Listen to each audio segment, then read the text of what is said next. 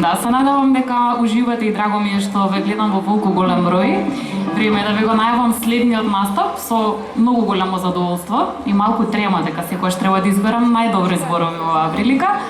Значи, веројатно најдобриот музичар кој што го имаме и не се сомневам дека ќе свири најдобро вечерва само за вас. Дајте голем аплауз за маестро Владко Стефановски.